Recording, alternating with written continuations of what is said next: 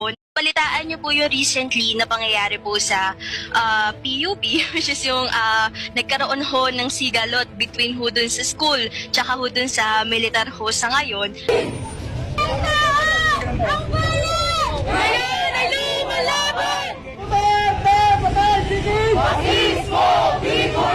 Yung PUP-DND Accord, ang nangyari ho sa amin sa konseho, na-red tag ho kami. So, ibig sabihin po ng na-red tag is may allegation po na meron po sa aming parte ho ng NPA. Ngayon ho kasi, ang kinakatakot lang ho namin bilang parte nga po ng konseho, dahil sa na-red tag ho kami, andun po nakasalalay ho yung buhay po namin.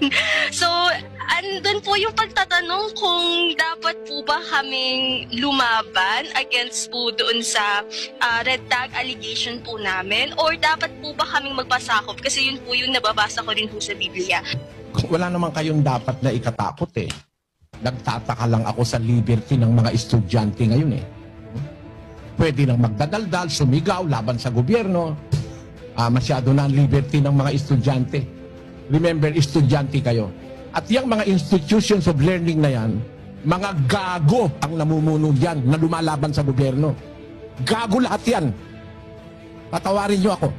Pinsang buo ko naging presidente ng UP. Si Emmanuel Soriano. Alam ko ang kalakalan sa UP. Marami dyan ngayong gago. At dyan sa PUP at saka sa iba pang mga lugar. Bakit? Masyadong pinalaya kasi. Ba't ka manghihingi ng accord na hindi kayo pwedeng pasukin? Bakit? Hindi naman martial law. Ba't hindi pwedeng pumasok ang pulis? Kaya naging breeding ground ng mga gagong, mga ano yan, mga NPA. Nakalaban ng gobyerno, yung kasaysayan ng NPA na yan. Wala namang ginawang mabuti ang NPA na yan eh. Tandaan nyo, mga kabataan, may ginawa bang mabuti yan? Mula nung panahon ng unang-unang mga presidente, lagi na lang tutol sa presidente yan eh. Kasi ang puno niyang mga yan, yung gagong nandoon sa Geneva. Yung kalbong matandaro na gagong nagpapasarap doon. Siya ang gusto niyang maging presidente ng Pilipinas. Frustrated lang siya. Kaya lahat ng presidente, tutol siya. Di ba meron nagsasabi, mahusay daw na presidente si Marcos. Mahusay daw na presidente si Cory, yung kalaban ni Marcos. Mahusay daw na presidente si Ninoy. Bakit? Anak ni Cory. Ang nagsasabi nun, yung mga kalaban ni Marcos. Mahusay daw na presidente si Presidente Duterte.